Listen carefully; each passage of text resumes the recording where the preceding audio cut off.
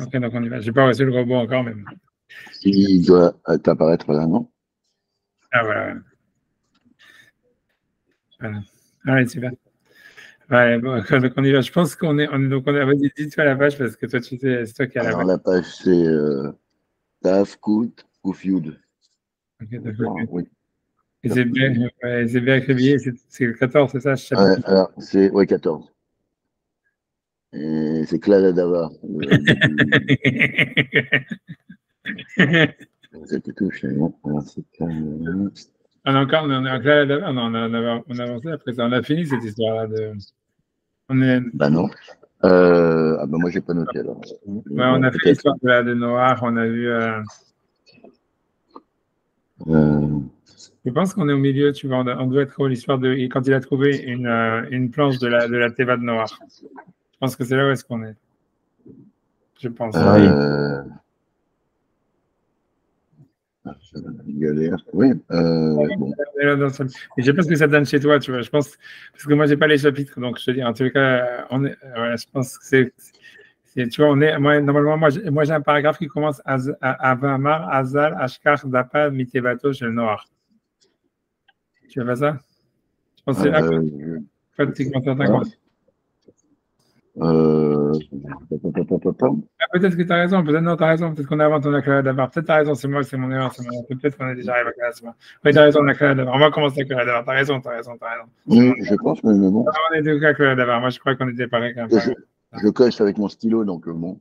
Voilà, donc je disais, ok, donc on est classe d'abord. Ça laisse des traces. Alors, donc c'est quel chapitre sur ma mémoire. Ok, d'accord. Donc on est bien réveillé, et donc c'est quel chapitre? Bien réveillé. 14. Pardon, Yud Dalet. Ok, Yud Dalet et classe d'abord. Ok, bon. Comme tu as dit, Tav Yud, Tav Kuf Yud. Tav Kuf Yud. Ok, ouais, super. Alors, on y va. Alors, Kare Davar, Pirouche, donc c'est-à-dire règle de la chose, Pirouche, Akatouf, Sheye, Sancheriv, Achar Amaka, chez Kaboïd Barach. Donc, la règle, donc on est toujours sur l'histoire de Sancheriv, après sa défaite et son retour là-bas en Babylonie. Donc, après le coup qu'il avait reçu par Hachem, Meshane Atzmo, il s'est changé lui-même, mais Haritsu Tarbe, avec une grande rapidité, mais beaucoup. Mais Zegnailo, et c'était, comment dire, très dur pour lui. Il a dû voilà, se déguiser, whatever, très rapidement après la défaite. Et aussi, Hachem Idbar Knaï ou Bizayon Alav, et donc Hachem il a rajouté donc, sur lui en fait la honte, etc. Qui est fait en show par rapport à sa punition, Asheraya Mecharef Umgadef, puisqu'il était en fait, il avait maudit Hachem, etc. Aussi Beshem Galut, et puisque le verset il a parlé de ça en tant qu'exil, Gilouar, pardon, Gilouar. Ils ont appelé ça comme un truc de. Comme le Passouk, il a parlé de ça comme quelque chose qui était lié au fait d'avoir été rasé. Nimshechu, Razal, Aharakatuv. Donc les Chachamim ont voulu expliquer ça par rapport au sens du verset. Au Pirsho, Oto, Alinyanze, ils l'ont expliqué à ce sujet-là. Au Gvar Amrou, ils ont dit aussi, Gamken, Shezed, Chachamim. Par Amarnou, pardon, Gamken, Shezed, Chachamim, que c'est ça le chemin des sages. Shemedabrim, Mina Mahut, qui parle donc de l'essence de la chose.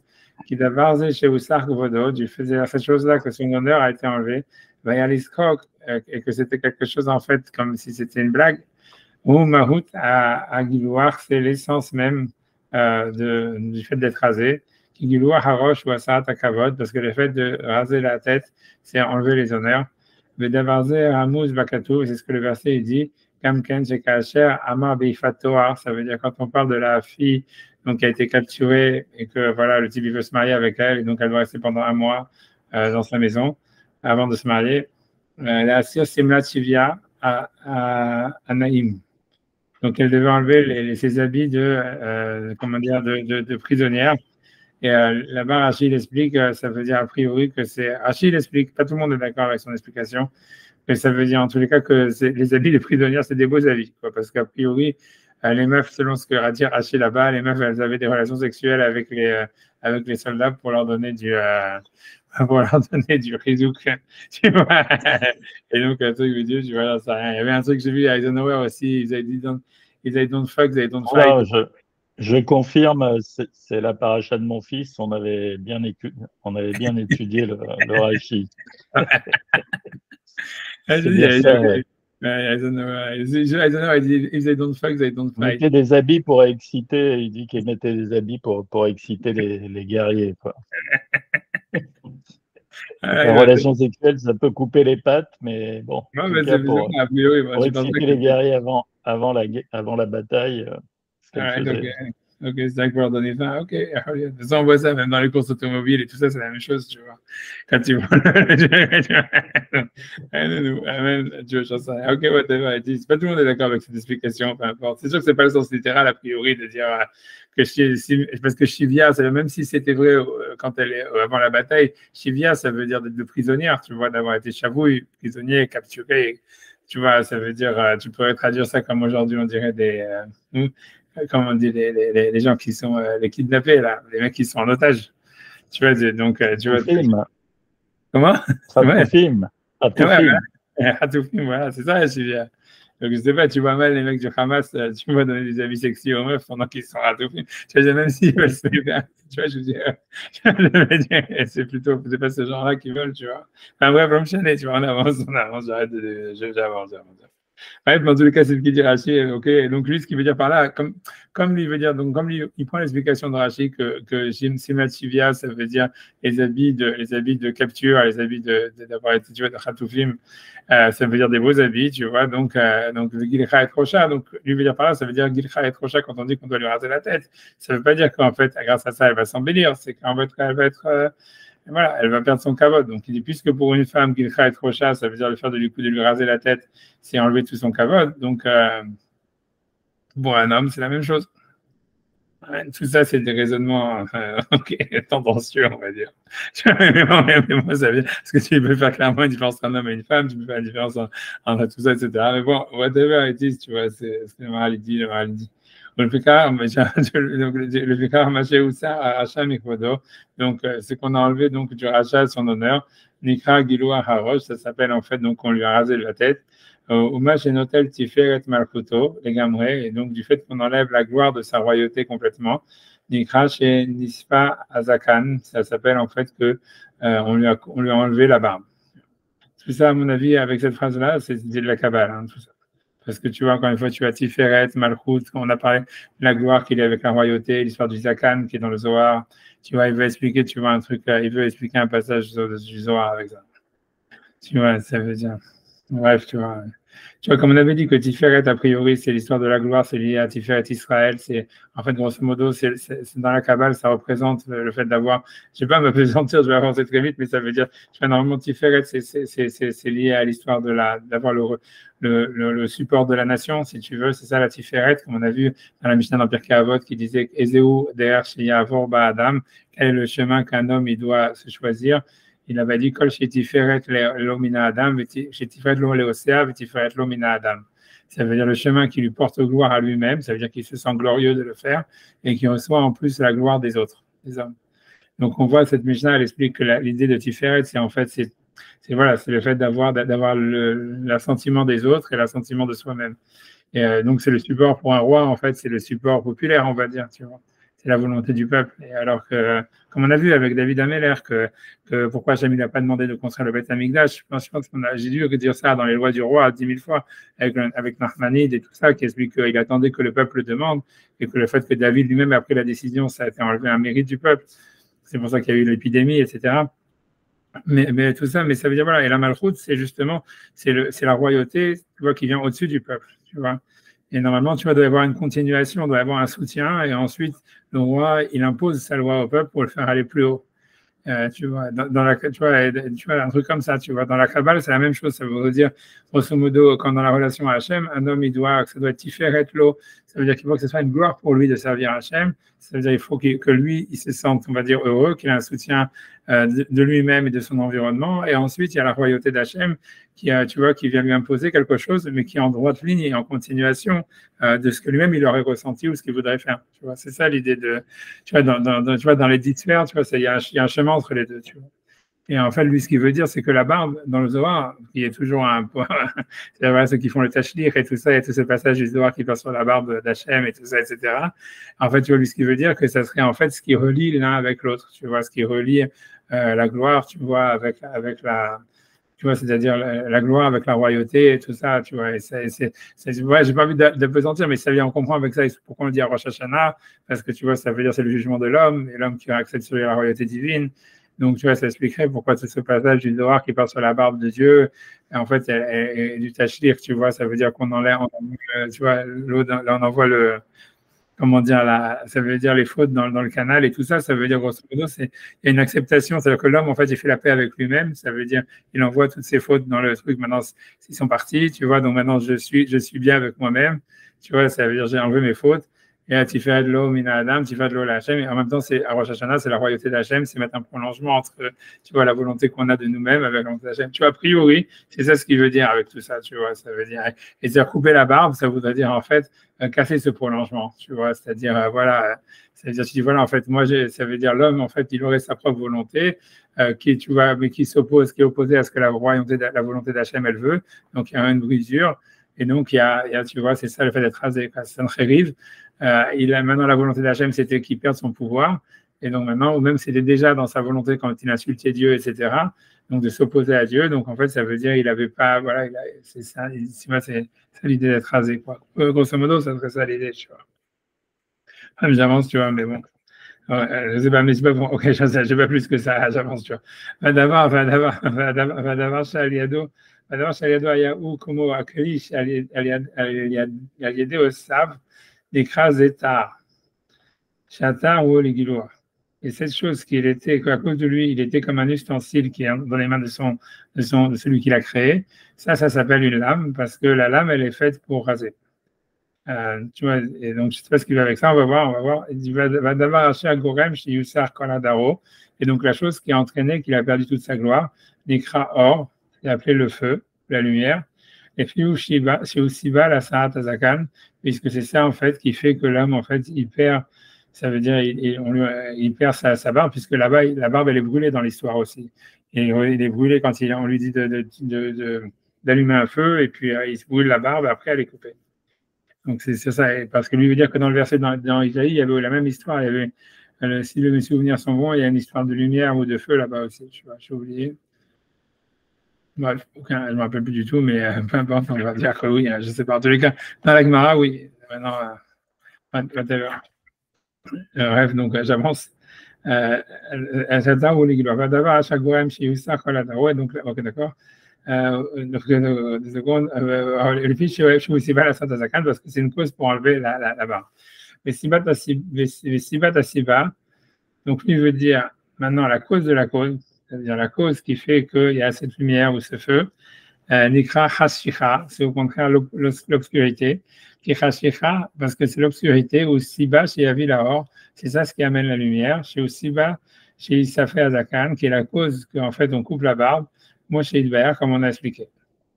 Et donc, tout ça encore, c'est aussi, tu vois, c'est un truc kabbalistique, tu vois, ça veut dire, qu'est-ce que ça veut dire, j'en sais rien, tu vois, ça veut dire peut-être, non. Ça veut dire,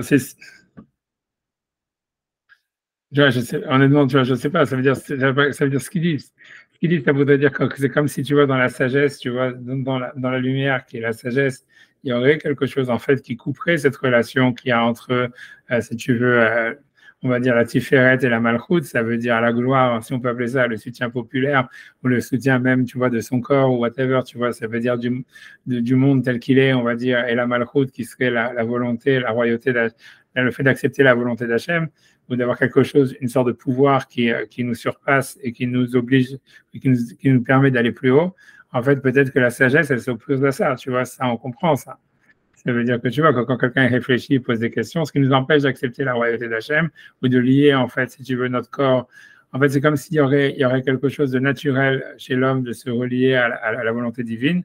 Tu vois, ça veut dire, voilà, l'homme, naturellement, il a une tendance à la religion, on va dire, à la gloire, etc. Ça serait en paix avec la création et avec lui-même, etc. Mais ce qui crée le guilouar, ça veut dire ce qui crée, qui casse le lien, c'est en fait, c'est la sagesse, tu vois. C'est-à-dire que, en fait, quand on cherche à réfléchir, là, on commence à se poser plein de questions et tu vois, et donc on commence à se dire, ah ouais, tu vois, pourquoi je dois accepter sur moi la royauté divine, pourquoi, tu vois, ça veut dire ça, et en fait, la sagesse, elle vient contre le corps et contre Dieu, tu vois. Ça veut dire, elle s'oppose, donc elle casse le lien entre les deux, tu vois, moi, c'est ce que j'aurais dit. Et la source. La sagesse, c'est la lumière, alors? Ouais, puisque La tu vois, lumière, c'est la sagesse? ouais, ça, on voit 10 milliards de fois, tu vois, que la lumière, c'est lié à la sagesse, et tu vois, le Hanir et Or, je sais pas, et ça, les psukim sur ça, tu veux, c'est des myriades, tu vois, je sais pas, tu vois, c'est pas que je veux dire, quoi. Mais, tu vois, tu vois, Chochmat Adam, Yair Panav, j'en sais rien, je sais ce que tu veux, si tu veux une référence, on va sortir 10 000. Mais, tu vois, non, je pense ça, et je pense que ça veut dire aussi, tu vois, que lui, ce qu'il dit, c'est que, et la cause de la sagesse, c'est l'obscurité, c'est-à-dire, en fait, c'est parce que l'homme, en fait, ça veut dire, il y a comme une sorte, tu vois, ça veut dire que c'est sûr que dans la relation qu'il y aurait avec le divin naturellement et la relation même, si elle est, on va dire, en harmonie avec notre entourage, avec notre corps, et qu'il y aurait une relation naturelle avec le divin, en fait, cette relation-là, elle est dans l'obscurité, quoi. Et ça veut dire l'homme, il aurait du mal, peu importe si ça vient de l'homme ou pas de l'homme, ou whatever, ou ça vient de l'univers, tu vois, comme si, en fait, si tu veux, cette obscurité, elle est insupportable pour l'homme, et donc il a besoin de sagesse pour, tu vois, c'est-à-dire pour l'illuminer. Et ça crée en fait une déconnexion entre, tu vois, entre la gloire, si tu veux, et la royauté divine. Et tu vois, ça voudrait dire cette histoire-là, tu vois, ça voudrait dire peut-être, tu vois, c'est symbolisé par Sancheriv, tu vois, tu vois, qu'on a Nabucodonosor, qui veulent moderniser le monde et tout ça. C'est-à-dire que, tu vois, c'est-à-dire que la royauté ça veut dire Israël, ou le royaume de Salomon, etc., le temple, c'est la gloire, si on veut, c'est la gloire de l'homme, la gloire de Dieu, etc., mais c'est une gloire de l'homme et de Dieu, mais qui est dans l'obscurité, tu vois. C'est-à-dire, tu vois, c'est-à-dire tu vois, l'incompréhension, en réalité, tu vois, même si on dit que Shlomo, lui, il connaissait toutes les sagesses, etc., on a l'impression, d'abord, tu vois, qu'il les a jamais, ça veut dire, elles sont cachées, quoi. Il y a comme une sorte d'incompréhension. Tu vois, c'est une sagesse la sagesse de Salomon, c'est une sagesse c'est clairement pas une sagesse qui repose sur la lumière, tu vois. Ça veut dire, ça représente, tu vois, c'est comme toute la sagesse de l'Antiquité, c'est-à-dire, tu vois, quand tu lis tous les trucs de Shlomo, c'est hyper, c'est hyper obscur, en fait. Mais c'est-à-dire que, tu vois, ça veut dire, on comprend, tu vois, c'est-à-dire, je sais pas, tu vois n'importe quel livre, tu vois le Cantique des Cantiques, ou tu vas prendre l'Ecclésiaste, ou tu vois, ça veut dire, je sais pas, si tu prends le Cantique des Cantiques, tu comprends bien qu'il a raison, ça veut dire, on voit bien, c'est pas qu'il a raison, ça veut dire, on comprend bien qu'il y a une grande sagesse de vouloir, si tu veux, comparer la relation au divin ou à du matériel au spirituel, et de retrouver une sorte de sexualité bizarre, mais une sexualité quand même, tu vois, une complémentarité, peu importe tu vois, universelle, quoi, on va dire. Tu vois, tu vois, c'est ce que Lacan il a dit, tout ça. Tu vois, c'est comme tu vois, on comprend bien que oui, ça veut dire oui, c'est très bien, ça peut être très vrai, ça peut être très fécondant comme concept, est ce que tu veux, mais c'est basé sur une obscurité, tu vois. C'est comme si tu compares, je sais pas, la psychanalyse avec la physique, tu vois, c'est-à-dire, tu vois, la psychanalyse, c'est peut-être vrai, c'est tout à fait, tu vois, mais c'est une science obscure, tu vois.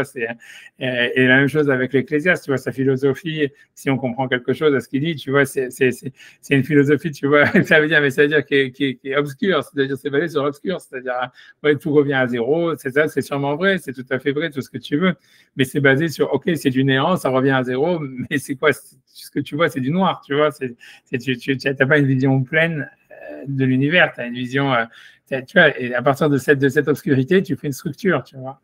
Et tu vois, c'est ça la religion, on va dire, naturelle, à la base dans l'Antiquité, à mon avis, tu vois, c'est la mythologie, etc. C'est-à-dire, tu vois une structure, tu la comprends pas, mais tu sais qu'elle est là, et tu joues avec, tu vois. Et puis tu dis, et puis tu vois, c'est naturel, tu vois, ça veut dire, tu acceptes tout ça. Tu vois, ça veut dire, voilà, la relation entre Tiferet et Malchut, ça veut dire, elle est basée sur une acceptation du monde tel qu'il est, grosso modo, et la constatation d'une harmonie, d'une continuation là-dedans, tu vois. Et tu vois, ça veut dire, voilà, il y a le corps, il y a, je sais pas, il y a la société, il y a la nature humaine, il y a on va dire même l'univers, il y a Dieu. En fait, ils sont en harmonie, ils sont en continuation. Même la volonté d'accepter quelque chose d'au-dessus de soi, c'est en harmonie avec le fait de s'épanouir. En réalité, certainement, tu vois. Mais tout ça, c'est vrai, on va dire. Mais c'est vrai, ça veut dire tant qu'on réfléchit pas à pourquoi, comment, tu vois, etc., et qu'on accepte, tu vois, c'est-à-dire tout ça comme venant de soi, tu vois. C'est ce que je veux dire. Donc, la lumière, c'est la lumière qui coupe la barbe et c'est la lumière elle-même vient de l'obscurité, quoi. C'est ce qu'il veut dire. C'est comme ça que moi, je verrais ce qu'il veut dire, tu vois, d'une manière imagée. Whatever it is, tu vois. Je sais pas, c'est peut-être lointain, mais ça, oui, c'est ça ce qu'il veut dire, tu vois. C'est ça ce qu'il veut dire, tu vois, à mon avis, tu vois. Ouais, tu vois, donc, je pense, tu vois, je sais. Okay. J'ai Sibal chez Isafé Azakan, moi j'ai le verre, donc c'est en fait la lumière qui fait qu'on coupe la barbe, etc. Vezé chez Amrou, qui admet les Akadosh Baruch et Gavra Saba. Et donc il dit, c'est ça ce que la Gemara dit, que Hachem il s'est fait ressembler devant Akadosh Baruch Hu, à un vieillard, au Piroucho, qui a sauvé, parce qu'il pensait qu'il y a ça azot, c'est-à-dire que ce conseil, chez Yem Eshanet Kevodo, ça veut dire qu'il change son honneur. Donc pour lui, se raser, c'est vouloir comprendre, grosso modo. Yetsa Enoshit, tu vois, ça veut dire c'est un concept humain, ça veut dire ça vient de l'homme. Comme si l'homme, il veut comprendre la curiosité scientifique, on va dire, ici, ça veut dire le vieillard, ça serait en fait, le fait de se raser, ça serait en fait, on va dire une curiosité scientifique, on va traduire ça comme ça. Et en fait, ça serait dans le Midrash, dans la Gemara, proposé par un vieillard, dans le sens où ça serait quelque chose d'humain. Va poil ou pas l'enoshi. On peut faire croire que voilà que cette volonté de comprendre, ça serait en fait la nature humaine de vouloir comprendre, d'être curieux, de vouloir analyser, etc., de voir de la lumière et pas de l'obscurité. Et lui dit, mais ça en fait c'est quelque chose qui vient d'Hachem, qui n'est pas humain. L'homme naturellement, il aurait une connexion avec l'harmonie de l'univers sans la sagesse. Minachem Idbach, va Paul ou pas l'Hachem Idbach, et tout ça en fait c'est l'action d'Hachem, si tu veux, qui agit, tu vois, qui donne à l'homme la curiosité. Ça veut dire qu'Akadosh Baruch Hu, il s'est fait ressembler comme un vieillard. C'est dans le sens, voilà, un sage, tu vois, puisqu'il y a toujours les sages dans la Gemara, Gavra Saba, c'est des sages. Kara Sechel Enoshi, donc il a appelé donc l'intelligence humaine Zakan, tu vois, c'est comme ça, je dis, tu vois, là, c'est plus clair que ce que j'ai. Ouais. Tu vois, donc il a appelé la barbe, donc ça veut dire l'intelligence humaine, qui a Zakan ou Chocham, voilà, Zaken, pardon, pas Zakan, Zaken, le vieux, ça veut dire le sabbat, c'est le vieux, le Zakan, ça serait le contraire du Zaken en réalité. Puisque le Zakan, tu vois, c'est la relation au divin, etc., naturel, alors que le Zaken, c'est celui, en fait, qui va couper la barbe. Tu vois, est-ce qu'il y a un Zaken, qui a Zaken ou Chacham? Parce que le vieux, l'ancien, c'est le sage. Shen Zaken Rak chez Kana Chochma, puisque Zaken, le vieux, c'est celui qui a acquis la sagesse, qui sont le contraire de la barbe. Donc voilà, je suis content de me raser maintenant. Et donc tout ça. Et donc ça symbolise, en fait, tu vois, la sagesse humaine, tu vois. De toute façon, c'est clair que j'imagine très bien que le fait de se raser, on voit bien, ça veut dire, même si on réfléchit, c'est quelque chose, tu vois, qui vient contre la nature humaine première. Ça veut dire, tu vois, ça veut dire normalement, l'homme, s'il se sent en harmonie avec lui-même, avec son corps, etc., avec la nature, en fait, naturellement, il va se pousser la barbe, il va se laisser pousser la barbe, etc. En fait, on voit bien que, tu vois, se raser et compagnie, c'est en fait, c'est créer une déconnexion. Et en fait, ce qu'on cherche à montrer à travers le rasage, en réalité, c'est une sorte, tu vois, c'est voilà, c'est une question en fait qu'on pose en se rasant. Et, tu vois, c'est pourquoi est-ce qu'on a une barbe, tu vois. Et en fait, donc c'est une volonté de comprendre le monde autour de nous, un truc comme ça, tu vois. C'est pour ça que tu vois, les Romains ils se rasaient, etc., etc. Ça veut dire les peuples qui étaient les moins, tu vois, les plus progressistes et les moins religieux, tu vois, les plus ambitieux, en général, ça veut dire ils vont se raser, quoi. C'est ça ce qu'il veut dire. Peut-être, tu vois, c'est pour ça que la Gemara elle est choquée sur le côté. Ça veut dire le côté, c'est un anachronisme, ça veut dire les trucs que Nabucodonosor n'était pas rasé, quoi. C'est ça le problème que Ishaïa il avait, quoi. Ça veut dire comment tu peux être contre Dieu, etc. et machin, et pas te raser, quoi. Ça doit être un truc comme ça, tu vois. Tu vois, je sais rien. En tout cas, c'est ce qu'il dit, tu vois. Ça veut dire, en tout cas, il dit, voilà, il dit, ok. Et puis, moi, j'avance, tu vas le faire, Hamar de Admele Akadosh Baruch Hu Kegavra Saba. Donc, c'est pour ça qu'il dit que Hachem s'est fait ressembler à lui comme un ancien, comme un vieillard. Shaya Sover, car c'était parce qu'il pensait qu'il y a Da'atazé, ça veut dire que cette intelligence, Sechel Enoshi, ça vient de l'homme, que c'est lui qui lui donne le conseil, alors que c'est véritablement un conseil qui vient d'Hachem. Grosso modo, naturellement, l'homme, en fait, il ne serait pas porté naturellement au questionnement, c'est ça ce que ça veut dire. Ça veut dire l'homme, il pourrait, en fait, très largement s'accoutumer à l'obscurité.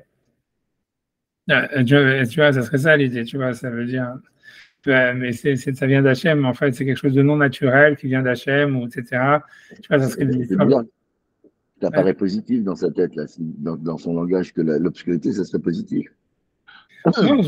Non, ça crée la sagesse et ça crée une déconnexion avec Hachem. Tu vois, je pense que tu vois que dans tout ça, ce qu'il veut expliquer, tu vois, tu vois, dans la Kabbale, et tu vois, surtout pour le Maharal, c'est que, si tu veux, le Maharal, il veut nier, tu vois.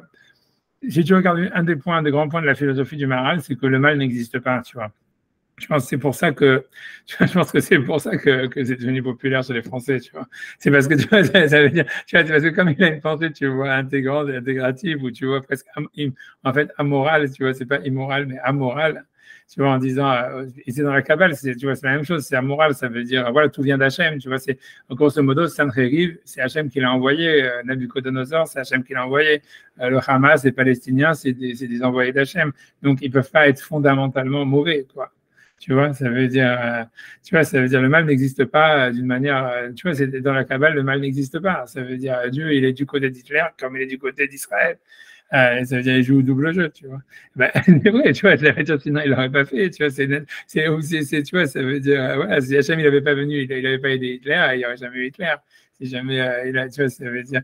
Donc, dans la Kabbale, grosso modo, c'est un système, tu vois, tu vois, donc, quand on te dit, tu vois, ici, quand il fait référence à dire qu'il y avait l'obscurité, il y a la lumière qui coupe, tu vois, qui coupe la relation qui entre la gloire et la royauté, tu vois, c'est-à-dire, ça veut dire la plénitude de l'homme et son harmonie avec le divin.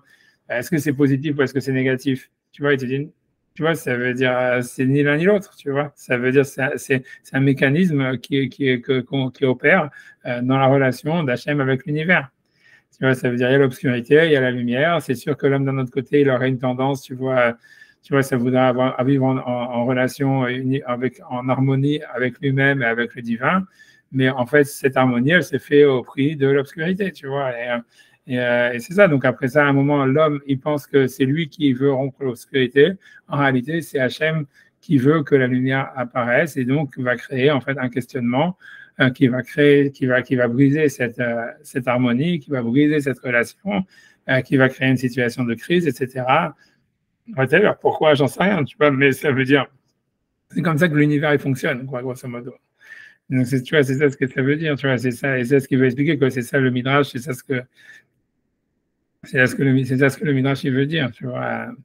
Tu vois, il dit, tu vois, grosso modo, c'est qu'est-ce que je dis, c'est ça ce qu'il dit. Donc, c'est pas l'obscurité est mauvaise, etc., ou la lumière est bonne, etc. C'est voilà, c'est un état, ça veut dire. Ce qui veut dire, en tous les cas, son grand chidouche, c'est de dire que le questionnement intellectuel n'est pas de l'ordre de l'humain, tu vois.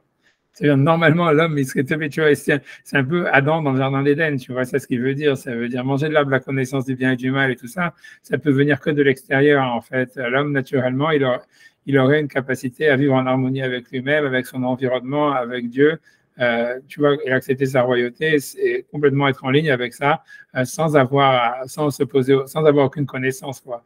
Et que ça serait, en lui, il n'a pas ce questionnement, tu vois. Tu vois, Adam dans le jardin d'Éden, tu vois. Et ça vient de l'extérieur, tu vois, c'est le serpent, c'est la meuf, j'en sais rien, tu vois. C'est comme Laïcha, c'est ça qu'il a ramené Laïcha Yefat-Soar au début. Tu vois, ça veut dire qu'il y a l'élément féminin, tu vois, l'excitation tu vois, qui doit créer la perturbation quelque part, tu vois, qui doit permettre, tu vois, parce qu'il faut bien que ça vienne de quelque part, l'obscurité, c'est cette lumière, tu vois, donc un truc comme ça, tu vois.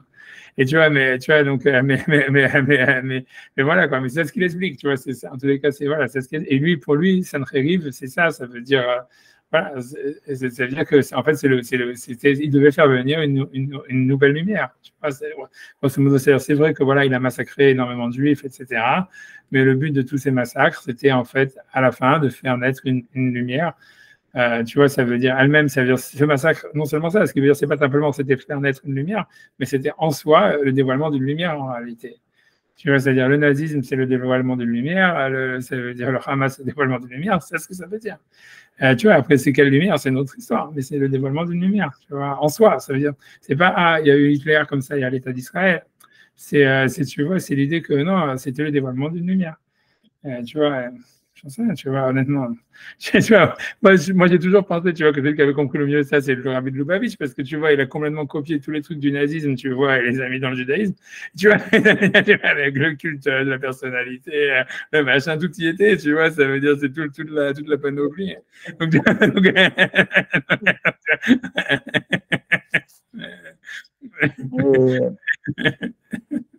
Le problème, c'est une question qu'on pourrait se poser, c'est qui est à l'initiative, si tu veux, de ces dévoilements et de ces... Est-ce que c'est notre manque, on va dire? Est-ce que c'est le fait qu'on soit rentré dans un cycle, si tu veux, qu'Adam, il est sorti du Jardin d'Éden. Enfin, il a pris, donc il est rentré dans un cycle historique comme ça, dans lequel on a des fractures, des crises qui sont des dévoilements. Et que le mal, en fait, ontologiquement, il n'existe pas vraiment, si tu veux. Moi, je dirais que c'est pas un rapport comme ça, de dire le bien et le mal, c'est la même chose. Bon, c'est a priori, si tu veux, le mal, ce serait plutôt un manque de lumière. C'est le fait que, bah, on a besoin effectivement de passer par des étapes comme ça. Peut-être qu'on pourrait les éviter par moment. Peut-être que c'est pas absolument nécessaire. Bon, visiblement, on est rentré dans ce cycle historique comme ça et qui fait qu'il y a des événements dramatiques qui sont en même temps qui permettent des dévoilements, a priori. Ils ont des Mais est-ce dévoilements. que, ouais, je sais pas, c'est curieux. Est-ce qu'on aurait dû rester comme ça à l'état de légumes sans histoire, si tu veux, avec une perception, Ah, j'en sais. une perception. Bon, alors on veut retourner là. On se demande, si tu veux, on se demande bien à quoi ça. Enfin, C'est sûr. je sais Non, pas, ça non, m'attire pas, moi. Je veux dire, bon, on connaît pas, hein, d'un autre côté, mais on a du mal oui. à comprendre, quoi. Oui, je comprends, mais si tu remets ça en perspective, tu comprends bien qu'au début de la création du monde, c'est Vayomer Elohim Yehi Or, tu vois, que la lumière soit. Et c'est ça ce qu'il veut dire. C'est-à-dire que avant la création de l'homme, il y avait la lumière, tu vois. Et ça veut dire, et la lumière, et avant la lumière, il y avait l'obscurité, comme il est marqué, Varet, ça a été, avant ça, il est marqué Bereshit Bara Elohim Rocher. Donc le projet historique, il existait déjà, si tu veux. Bien sûr, c'est C'est clair. un passage obligé. Ouais, c'est C'est clair. ça. C'est Donc c'est pas vraiment une question, quoi. ouais, c'est ça, c'est comme ça. En fait, c'est comme toute l'idée de la Kabbale, c'est de dire, en fait, c'est que cette lumière-là, elle doit se dévoiler, elle doit entrer dans la matière. C'est c'est la création du monde qui se répète tout le temps. Et grosso modo, tu vois, ça veut dire, l'idée générale, c'est qu'en fait, cette lumière, ça veut dire, on pourrait la canaliser d'une manière à ce que il n'y ait pas la violence, tu vois. Grosso modo, ce qui se passe dans l'histoire de Sancheriv, ce qui s'est passé dans Esther, ce qui se passe dans la sortie d'Égypte, c'est que tu vois, tu arrives si tu veux, comment dire, à éviter le drame, tu vois, grâce à la prière, quoi, grosso modo. C'est-à-dire que, en fait, l'idée, en fait, tu vois, cette lumière-là, en fait, elle devait sortir. Les Juifs, normalement, ça veut dire le rôle des Juifs, normalement, ou du Beth Amikdash, c'est d'arriver à capter cette lumière sans passer par le fait que tu vois que ça se termine tu comprends, par un drame historique, par tu vois, des milliers de morts ou des choses pareilles. Mais tu vois, est-ce qu'ils arrivent ou est-ce qu'ils n'y arrivent pas? Naturellement, ils n'y arrivent pas, quoi. Tu vois, parce qu'en réalité, si tu veux, c'est dans la relation claire qu'il y a entre le divin. Si tu veux, l'homme, en réalité, normalement, dans sa relation au divin, il est dans l'harmonie. Et dans l'harmonie, ça veut dire, en fait, il baigne dans une sorte d'obscurité. Tu vois, c'est l'imbécile heureux, grosso modo. C'est ce que ça veut dire. Ça veut dire, tu vois, il y a le Beth Amikdash, il y a tout va bien. Tu vois, c'est les Juifs en Israël. Tu as bien vu l'exemple avec le Hamas, c'est la même chose, mais les Juifs en Allemagne, c'est la même chose. Ça veut dire, tout va bien, on est content, tu vois, et tu vois, ça veut dire, voilà, on s'éclate, tu vois, quel problème, tu vois, exactement. Mais tu vois, mais ça, tu vois, ça empêche un dévoilement de lumière, quoi, tu vois, parce que c'est vivre dans l'obscurité. Donc, il y a besoin de ces dévoilements de la lumière, et ça, si les Juifs ne sont pas capables, en fait, et c'est normal, c'est pas naturel chez l'homme, justement, ça serait une violence, grosso modo, le dévoilement de la lumière vient par une violence. Maintenant, cette violence, elle peut être faite par quelqu'un qui va se dire, OK, j'étudie 24 heures sur 24, je me lève à la synagogue quand il fait super froid, etc. J'en sais rien, tu vois ce que je veux dire. Mais si jamais, tu vois, cette violence, il n'y a pas une sorte de violence imposée, etc. En fait, à la fin, tu vois aussi la dose, tu vois, c'est toujours un mélange, tu vois. Il y a toujours une partie de la lumière qui vient comme ça, l'autre qui vient comme ça. Tu vois, ce qu'on n'est pas, tu vois, mais voilà, mais c'est ça, si tu veux, voilà, c'est ça ce que ça veut dire. Mais le Yehi Or, le but de tout ça, c'est le Yehi Or, que la lumière soit, c'est-à-dire, c'est le dévoilement de cette lumière. Et voilà, et ça t'explique que c'est contre le jardin d'Éden, quoi. Et le Yehi Or, il est plus fort que l'homme au jardin d'Éden. Il est plus fort que, tu vois, tout ça. Et, tu vois, parce que voilà, tu vois, à la fin, il y aura une finalité, tu vois, c'est-à-dire qu'encore une fois, c'est la lumière du Mashiach, c'est l'idée justement que cette lumière, elle vient de l'homme, finalement, elle est intégrée dans l'homme lui-même, et donc ça arrive à ce qu'on sort de ce cycle, si tu veux. C'est comme si tu vois, si tu veux, c'est comme si l'homme, il aurait en lui-même une sorte de violence, tu vois, de violence intégrée, c'est comme s'il aurait créé vous m'entendez plus? Je sais pas comment c'est. Moi, vous m'entendez pas? Ah, Ouais, je sais pas, je sais pas. Le truc, c'est que mon fils, il est en vacances, hein, donc ça veut dire, il envoie beaucoup de bombes. Tu vois, je sais pas, à part ça, je ne fais pas grand-chose. Je ne fais pas grand-chose, tout a l'air normal. Et mon ordi, au plus, il est aussi...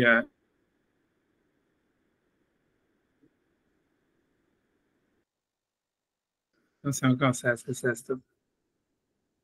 10 secondes, j'essaie de regarder, j'essaie de voir ce qui se passe. C'est quoi la situation? C'est bien là ou moyen? Ok, d'accord. Alors, j'espère que c'est pourvu que ça dure. Hein. Voilà, en tous les cas, voilà, je sais pas quoi, c'est tout ce que je veux dire. Voilà, c'est ça, mais c'est primordial. Le Yéhor, il est avant. C'est ce qu'il veut dire. Et donc, voilà, Sancheriv devait arriver. Voilà, voilà c'est ce qu'il veut. À mon avis, c'est ça ce qu'il veut dire. Tu vois, c'est ça ce qu'il veut dire. Ah, bon, et comme je dis, à l'époque messianique, c'est la lumière du Mashiach, c'est quand un homme, il arrive, il devient lui-même une sorte de, il commence, il est capable d'avoir une sorte on pourrait dire un réacteur atomique en fait à l'intérieur de lui-même, tu vois, c'est ça l'idée, qu'il devient lui-même un soleil. Donc en fait, comme si la violence, c'est pas qu'il y a plus de violence, mais il y a une violence complètement maîtrisée qu'on arrive, tu vois, vraiment à canaliser du côté, donc d'un côté positif, quoi. C'est comme si tu vois là, la violence, ça veut dire, elle vient contre nous. On n'est pas capable, en fait, tu vois, ça veut dire d'absorber cette violence, cette lumière. Et, tu vois, elle vient de Dieu, comme il dit, tu vois. La lumière, elle vient de Dieu. Ça veut dire, tu vois, on est réactif. Ça veut dire, on a du mal, du mal, en fait, à, comment dire, à naturellement. Grosso modo, la gloire, ça serait, en fait, ça serait la capacité de se sentir en harmonie tout en s'imposant à soi-même une violence. Tu vois, c'est ça l'idée. Que tu vois que la violence, elle soit vue comme une sorte d'harmonie à l'intérieur de nous-mêmes, etc., et qu'il ne soit pas quelque chose qui va contre nature. Voilà. Oui, qu'elle le fasse, ça, c'est bon. D'accord, j'en profite. Moi, j'avance, tu vois. Ok, donc on avance, tu vois. Ok, donc il a dit, viens et je vais donc te raser. Tu vois. Ok, donc moi je vais te raser. Donc nous avons déjà expliqué que tout l'intérêt du verset, etc.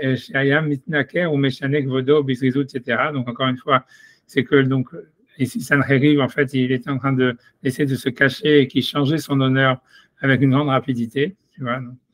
Venikra Davar, et donc, ok, donc ça veut dire que l'homme, en réalité, peut-être dans cette recherche de lumière, il perd son honneur, tu vois, c'est possible. Tu vois. On voit bien que tu vois, la science, ça remet l'homme, en fait, comme une sorte de molécule, quoi. Donc, ça enlève l'honneur de l'être humain. Tu vois, un truc comme ça. Venikra Davar, Sheusibat, Lazad, Godo. Et donc, on appelle cette chose qui enlève donc la cause du fait qu'on enlève l'honneur de quelqu'un. Tisporette, c'est-à-dire donc un coupage de cheveux. C'est l'idée tisporette, mais car grâce à la, comment dire, tu vois, c'est-à-dire à la coiffure, il se change le menaker kevodo, et donc il enlève, ça veut dire, menaker, ça veut dire il étrange, il crée une étrangeté par rapport à son honneur. C'est ça la traduction des mots. Menaker, c'est menachan norchi, ça veut dire créer une étrangeté par rapport à sa gloire. Donc chez Agos, c'est Aro, et donc quand il coupe ses cheveux, comme si les cheveux, en fait, ça serait la gloire, et en fait, en coupant les cheveux, en fait, on crée une étrangeté par rapport à sa gloire. Hommage et tsarek l'estadel à har si basé, et donc le fait donc Sancheriv, il a dû lui-même faire des efforts pour enlever son honneur, ça veut dire pour créer une distance, une étrangeté par rapport à son honneur. Nikrash et Viatisporet, ça veut dire c'est lui qui a dû chercher lui-même les ciseaux. Chez aussi Bat la Saad Gvodo, qui était la cause du fait qu'il va enlever son honneur. Mibaït Acher, que ça vient d'une autre maison, ce qui veut dire pas là, encore une fois, c'est pas naturel, c'est pas quelque chose qui viendrait à l'homme naturellement, etc. Et donc le fait qu'il a dû faire beaucoup d'efforts avec beaucoup de difficultés, de fatigue, de koshi, avec dureté, nikrasé, d'idmele malaché techone kashita. Donc c'est ça ce que l'Agmara explique. Donc on lui a fait ressembler la chose comme s'il était devant des anges qui faisaient la mouture des grains de date.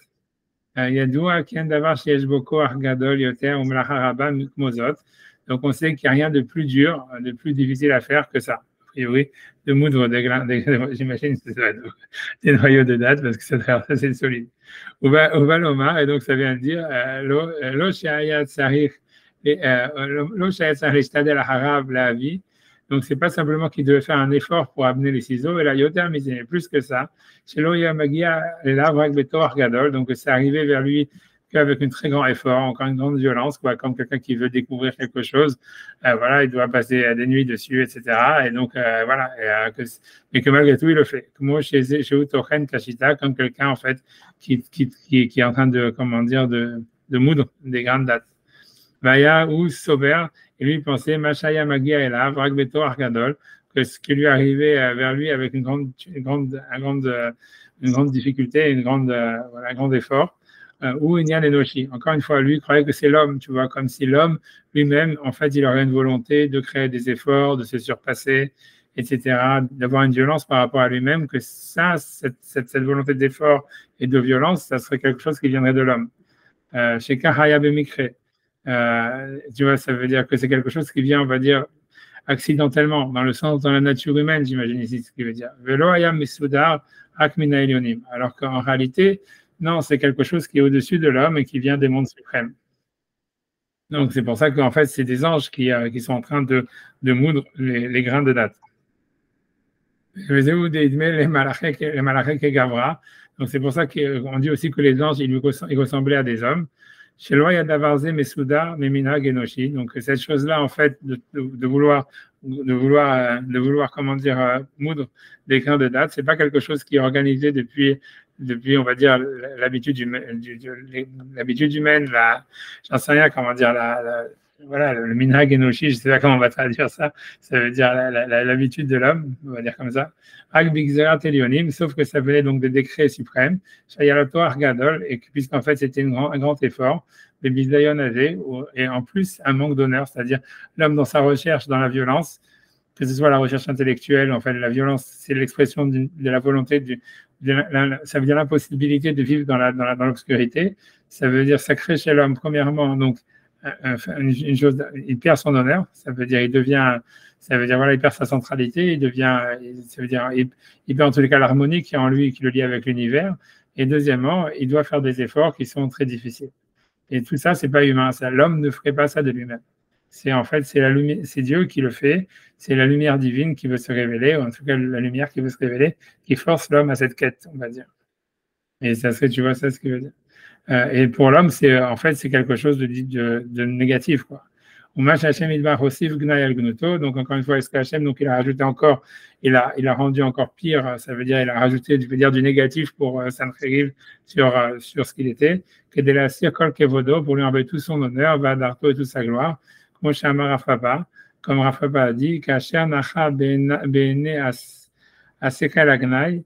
Ça veut dire que donc quand il avait raconté l'histoire qu'un goy, si jamais en fait sa barbe elle brûle, il va rigoler. Ça veut dire l'idée c'était si jamais en fait tu fais un scratch à un goy, tu lui fais une griffure, il va rigoler. Je sais plus quoi. Après c'est quoi, il brûle lui la barbe, il va rigoler encore plus, un truc comme ça. C'est le contraire. Donc ce qu'il voulait dire c'est que le goy il est content en fait. Tu vois, il pense que en fait il est en train d'accomplir sa volonté. Tu vois, c'est-à-dire voilà. Hitler, il était content de faire la guerre, de tout ça, d'aller au casse-pipe et tout ça. Pour lui, c'était, tu vois, le bonheur absolu, tu vois, comme les mecs du Hamas et tout ça, tu vois. Tu vois, ça veut dire,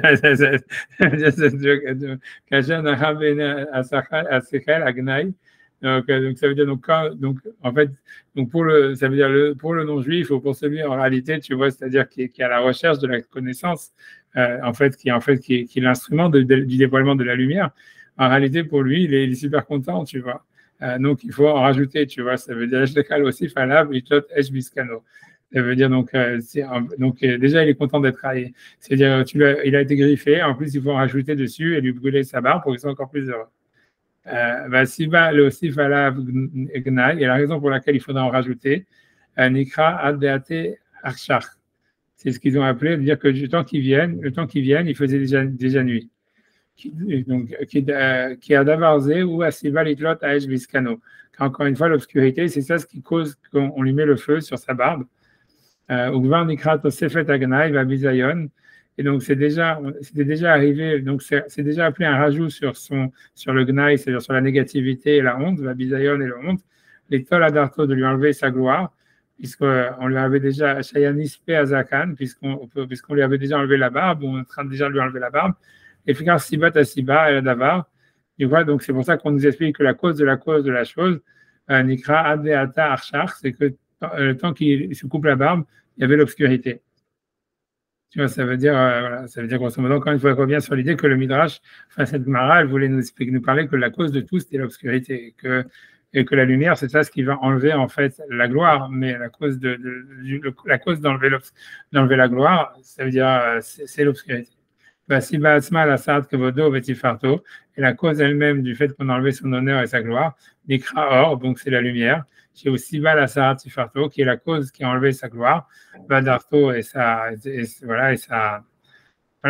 gloire, son honneur.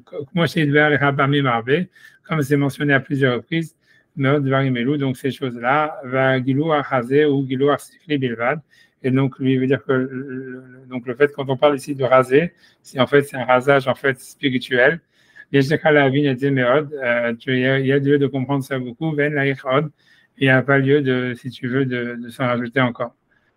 Tu vois, peut-être, tu vois, ça veut dire, je sais pas si tu veux dire quelque chose, mais ça veut dire l'idée, tu vois, c'est que, tu vois, quand dans le Sefer Yetzirah, encore une fois, il y a marqué que Hachem, il a créé le monde avec un safar, ça veut dire, puisqu'il y a marqué là-bas, Bessafar, on ne sait pas comment traduire, parce qu'il n'y a pas de ponctuation, hein, ça veut dire, il y a marqué Bessafar, Bessifou, ou Sefer, ça peut vouloir dire avec un livre, avec un conte, ou avec des sphères, ou ça peut vouloir dire avec une traduction possible, ça voudrait dire avec un coiffeur, tu vois, en fait, tu vois, ça voudrait dire ça voudrait dire en réalité, tu vois, si on explique ça, ça voudrait dire en fait qu'il y aurait l'homme, parce que dans le Zohar, il y a aussi le concept du Adam Kadmon, ça veut dire de l'homme qui était avant la création du monde, tu vois, qui inclurait l'homme, tu vois, avant le Yéhior, il y avait déjà un homme, tu vois, grosso modo. Il y a un homme, en fait, si tu veux, cosmique, réalisé, qui existe.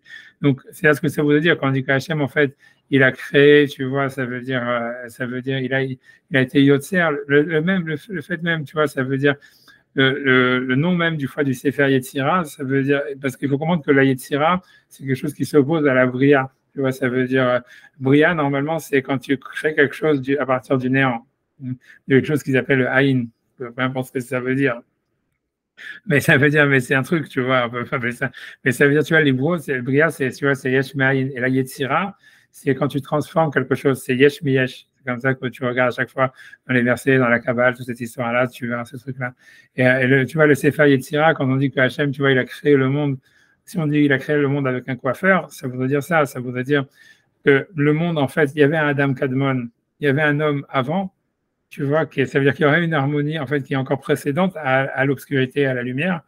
Hachem, il a dû le raser, c'est-à-dire cet homme-là, il a dû déjà être rasé au moment où, en fait, tu vois, il y a eu la Yetzirah qui a nécessité le fait qui a permis, en fait, que la lumière, elle vienne, que Hachem puisse dire que la lumière soit, et que, etc., qu'il y ait l'obscurité, parce que ça, c'est venu du fait qu'il y avait un homme avant qui a été rasé, tu vois, c'est ce que ça voudrait dire, tu vois. Donc l'arrivée de la lumière, je veux dire, l'arrivée de la lumière, c'est un processus de destruction. Et que ceux qui restent, on va dire, sur le modèle ancien, ceux qui, on va dire, les résistants. Enfin bon, il y a une résistance intrinsèque de l'homme, c'est ça, mais ceux qui se maintiennent dans cette résistance sont condamnés à être détruits, ou à être dépassés, ou à être. Je sais pas, tu vois, on n'en sait rien. C'est assimilable à une clipa. Qu'est-ce que c'est exactement? Je veux dire, c'est ça ce qu'on appellerait la clipa, c'est ce qui est appelé à être détruit. Je pense forcément pas avec ouais. Je sais pas si ça peut être détruit. Tu vois, si on a l'impression ça. L'arrivée de la lumière, ça engendre justement des événements de destruction. Ouais, des rasages. Ouais, des rasages. Et l'idée, tu vois, c'est que tu vois, dans le Sefer Yetzirah, il semblerait dire que tout ce que nous on a dans le Maaseh Bereshit, tu vois, en réalité, c'est le fruit d'une Yetzirah, c'est le fruit, en fait, de quelque chose qui existait déjà avant, qui a été détruit, tu vois, et que, tu vois, ça veut dire, c'est ça ce que ça veut dire, qu'il y avait une harmonie qui a été brisée, etc., qui aurait eu un homme avant, tu vois, Adam Kadmon, mais tu vois, après ça, tu vois, je sais pas, tu vois, il faudrait réfléchir. Je pense pas que l'idée, c'est que ça a pour vocation d'être détruit. Je dis, ça a pour vocation, moi, ça paraît assez clairement, tu vois, que ça a pour vocation, en fait, vraiment de devenir Dieu, tu vois. C'est-à-dire, ça a pour vocation Je pense, tu vois, honnêtement, tu vois, ça veut dire, si tu veux, l'idée, c'est que, mais c'est le Maral, il le dit aussi, tu vois, donc c'est pas mon idée, je peux le dire moi-même, hein.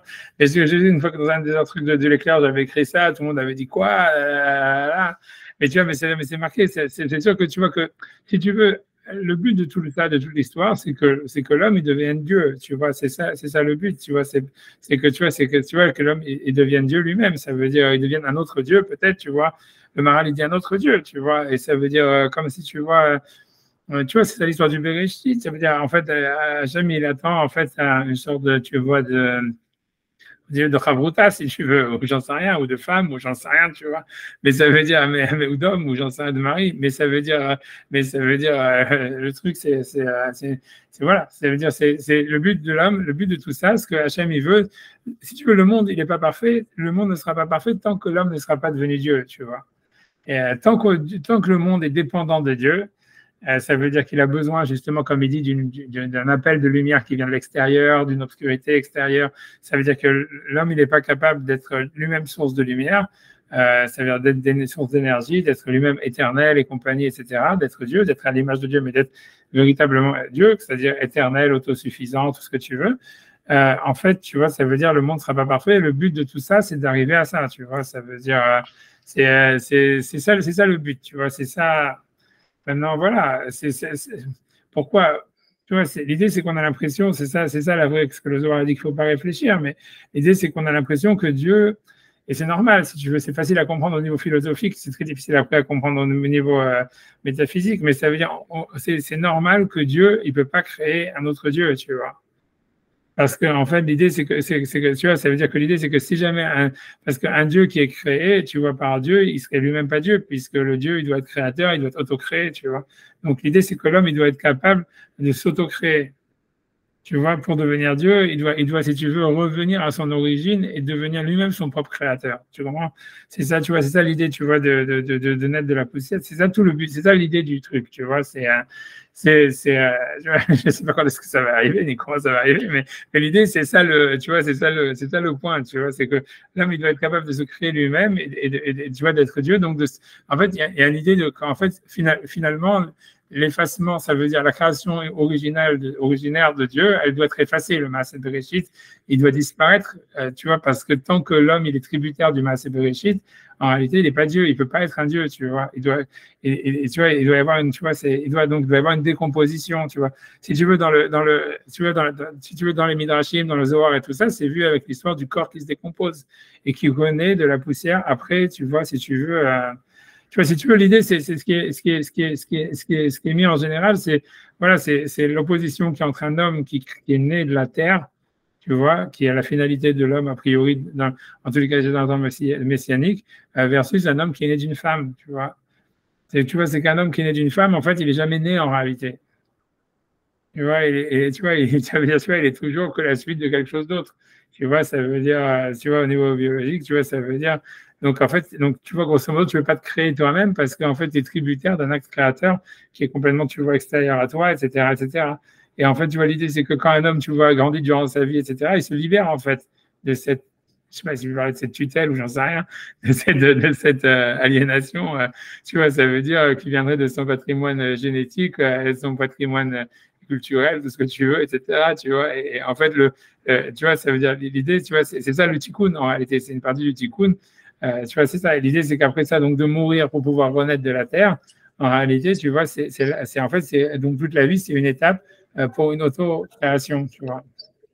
Je sais pas si tu vois, cette histoire, c'est l'appel de lumière, tu vois, ce qu'il appelle. C'est-à-dire, ce qui fait qu'un homme, il va avoir une tendance à vouloir s'auto-générer, à s'auto-créer, tu vois, en fait, finalement, tu vois, ça veut dire que bien qu'il y aurait un lien organique entre la gloire et la royauté, c'est-à-dire entre l'harmonie universelle, l'harmonie de l'homme et son entourage et le divin, en réalité, c'est parce qu'en fait, il y a un appel de lumière, tu vois, comme si cette lumière, cette volonté de vivre, etc., de nous transformer, de nous auto-créer, de devenir Dieu, en réalité, elle est plus forte, elle est plus forte que nous, elle est en nous, et en fait, c'est elle, en réalité, si tu veux, qui explique, tu vois, nos comportements. En réalité, tu vois, qui explique, tu vois, le déroulement de l'histoire. Tu vois, c'est comme si cette lumière qui doit se dévoiler, tu vois, qui est qui est en fait une volonté d'être Dieu pour l'homme, en fait, elle est plus forte que pour l'homme que sa volonté d'exister propre, tu vois. Tu vois, et on est tous, ça veut dire, on est tous, comment dire, si tu veux, on va dire, happés par cette énergie, tu vois, qui se dévoile, tu vois, c'est un truc de science-fiction, si tu veux la regarder comme ça.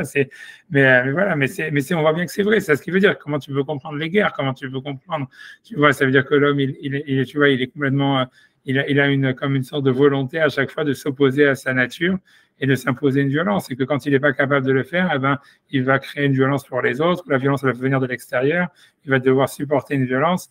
Mais ça veut dire que la violence, etc., tu vois, tout ça, elle est complètement inhérente, si tu veux, à l'homme, tu vois.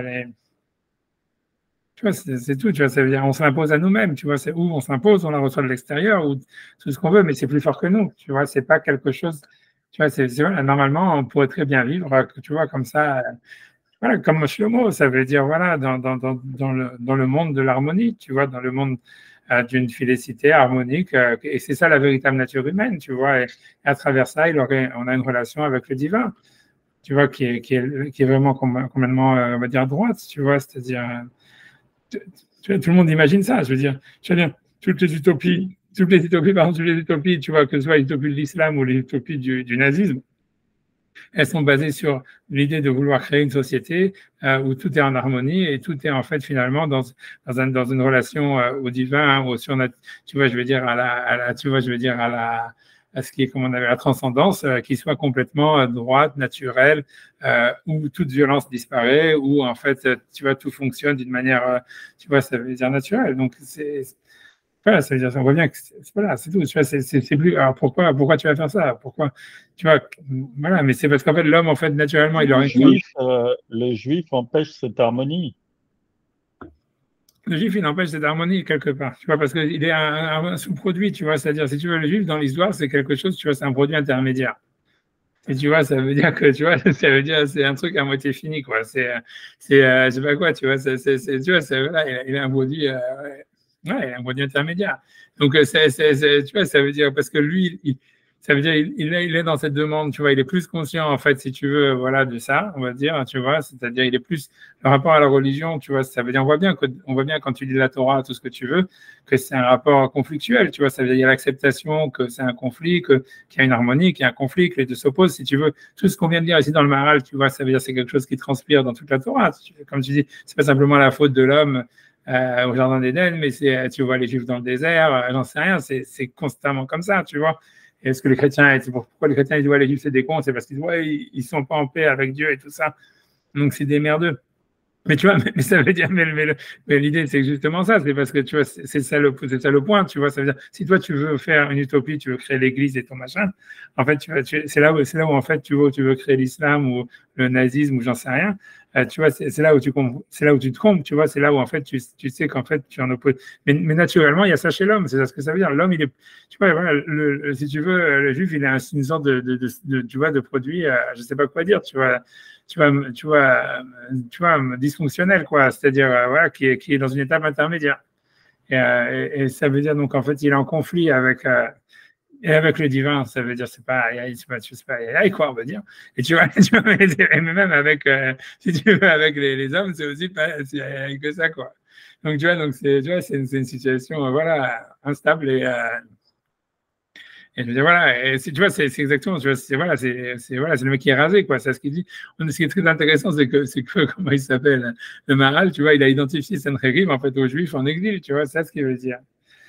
Tu vois, ça veut dire, il dit, voilà, le mec qui se fait raser, tu vois, c'est comme si on a l'impression, tu vois, qu'il y a une interversion, que c'est aussi un concept kabbalistique, à chaque fois que le perdant, c'est toujours lui le vainqueur, tu vois, ou un truc comme ça.